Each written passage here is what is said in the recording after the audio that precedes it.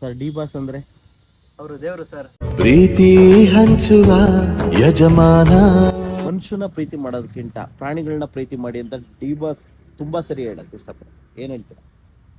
Sir ಅದು ಅವ್ರ ಗುಣ ಸರ್, ಮತ್ತೆ ಅವ್ರ ವ್ಯಕ್ತಿತ್ವ. ಇವಾಗ ಮನುಷ್ಯ ಯಾವ ಟೈಮಲ್ಲಾದ್ರೂ ಮೋಸ ಮಾಡ್ಬೋದು, ಬಟ್ ಪ್ರಾಣಿಗಳು ಹಂಗಲ್ಲ. ನಾವೇನ್ ಕೊಡ್ತೀರೋ ಅದನ್ನ ನಮ್ಗೆ ರಿಟರ್ನ್ ಕೊಡುತ್ತೆ. ಡಿ ಬಾಸ್ಗೋಸ್ಕರ ಏನ್ ಮಾಡಕ್ಕೆ ಸಿದ್ಧರಾಗಿದೆ? ಸರ್ ಡಿ ಬಾಸ್ಗೋಸ್ಕರ ನಾವು ಅವ್ರ ಹಿಂದೆ ಪ್ರತಿ ಹೆಜ್ಜೆಗೂ ನಿಂತ್ಕೊಂತೀರಿ. ಹಿಂದೆ ನಿಂತ್ಕೊಂಡು ಅವ್ರಿಗೆ ಏನ್ ಬೇಕೋ ಸಪೋರ್ಟ್ ಮಾಡ್ತೀವಿ. ಡಿ ಬಾಸ್ ಬಗ್ಗೆ ಅಪಪ್ರಚಾರ ಮಾಡ್ತಿರುವಂತ ವ್ಯಕ್ತಿಗಳಿಗೆ ಅಯೋಗ್ಯ ನನ್ನ ಮಕ್ಕಳಿಗೆ ಏನ್ ಹೇಳಕ್ ಇಷ್ಟಪಡ್ತಾರೆ? 1000 ಜನ 1000 ಮಾತಾಡಿದ್ರು ಅದೊಂದು ಆಗಲ್ಲ ಅಷ್ಟೇ. ಡಿ ಬಾಸ್ ಏನ್ರಿ ಮೀಡಿಯಾ ಅಂತ ಹೇಳಿ ಅದು ಮೀಡಿಯಾದವ್ರಿಗೆ ಗೊತ್ತು ಸರ್ ಏನಕ್ಕೆ ಹೇಳ್ತಾರೆ ಅಂತ ಹೇಳ್ಬಿಟ್ಟು. ನಾವೇನ್ ಹೇಳಕ್ಕಾಗಲ್ಲ, ಅವ್ರಿಗೆ ಗೊತ್ತು. ಅನ್ನೋದತ್ರ ಅವ್ರಿಗೆಲ್ಲ ಅವ್ರ ಅನ್ನೋದತ್ರ sir D Boss. D Boss ಜೊತೆಲೆ ಎತ್ಕೊಂಡು ಮೋಸ ಮಾಡುವಂತ ವ್ಯಕ್ತಿಗಳಿಗೆ ಏನ್ ಹೇಳಕ್ ಆ ಇಷ್ಟಪಡ್ತಾರೆ? ಗಂಡ ನನ್ನ ಮಕ್ಕಳ ಬಗ್ಗೆ ನಾನು ಏನ್ ಹೇಳೋದಕ್ಕೂ ಇಷ್ಟಪಡಲ್ಲ ಸರ್.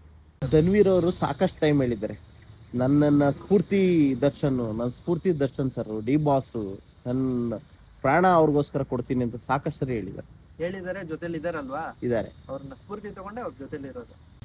ಧನ್ವೀರ್ ಅವರು ಬೆಳವಣಿಗೆ ಯಾವ ತರ ಇದೆ ಸರ್? ಅವರು ನಾನು ಇವಾಗ ನೋಡ್ತಾ ಇದ್ದಂಗೆ ನೆಕ್ಸ್ಟ್ ಡಿ ಬಾಸ್ ತರ ಅವರು ಬೆಳೀತಾರೆ ಅಂತ ನನಗೆ 7 ಸೆನ್ಸ್ ಹೇಳ್ತಿದೆ ಸರ್. ಧನ್ವೀರ್ ಅವರು ದರ್ಶನ್ ಸರ್ನ ನೋಡ್ಕೊಂಡೇ ಬೆಳೀತಿರುವಂತ ವ್ಯಕ್ತಿ ಸರ್. ಅವರು ನೋಡ್ಕೊಂಡು ಬೆಳೀತಾ ಇರೋದು ಮತ್ತೆ ಅವ್ರನ್ನ ಸ್ಫೂರ್ತಿಯಾಗಿ ತಗೊಂಡಿರೋದಕ್ಕೆ ಅವ್ರ ಜೊತೆ ಇದ್ದಾರೆ.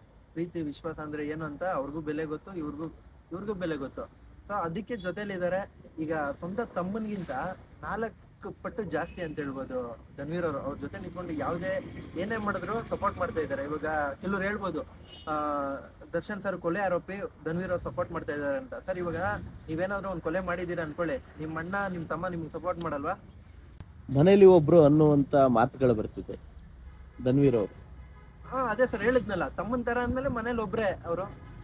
ದರ್ಶನ್ ಸರ್ನ ಸ್ಫೂರ್ತಿಯಾಗಿ ಎಷ್ಟೋ ಜನಗಳು ಬೆಳೆದಿದ್ದಾರೆ, ಅವರೆಲ್ಲ ಯಾಕೆ ಮುಂದೆ ಬಂದಿಲ್ಲ? ಧನ್ವೀರ್ ಸರ್ ಒಬ್ಬರೇ ಯಾಕೆ ಬಂದಿದ್ರು?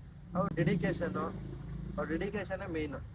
ದರ್ಶನ್ ಸರ್ ಹೆಸರು ಇಟ್ಕೊಂಡು ಬೆಳೆದಿರೋರು ಇದಾರೆ, ಬಟ್ ಹಾರ್ಡ್ ವರ್ಕ್ ಮಾಡಿದಿರ ಏನು ಸಿಗಲ್ಲ ಸರ್. ಹೆಸರು ಇಟ್ಕೊಂಡೆ ಬೆಳಿಬೋದು ಅಂತ ಹೇಳೋದು ಸುಳ್ಳೆ. ಹೆಸರಿಂದ ಯಾರು ಬೆಳೆಯಲ್ಲ, ಅವರು ಕೊಡೋ ಶ್ರಮದಿಂದ ಬೆಳಿಬೋದು ಅಷ್ಟೇ.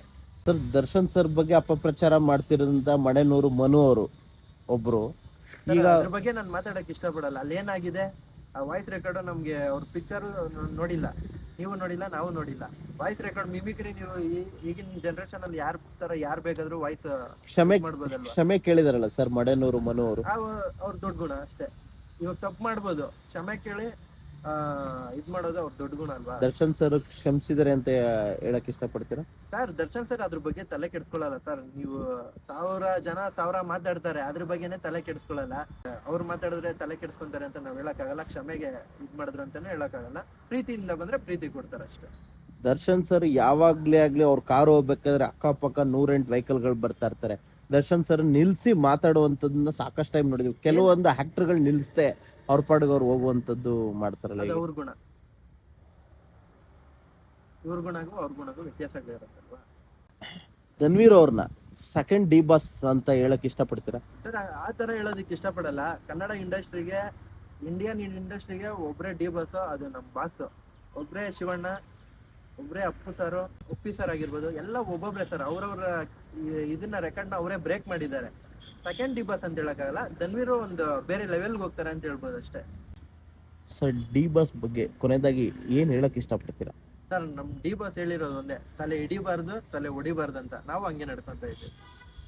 ನೀವು ಅವರ ಹೆಜ್ಜೆಯಲ್ಲಿ ಹಾದಿಯಲ್ಲಿ ನಡೀತಿರುವಂತ ವ್ಯಕ್ತಿಗಳ?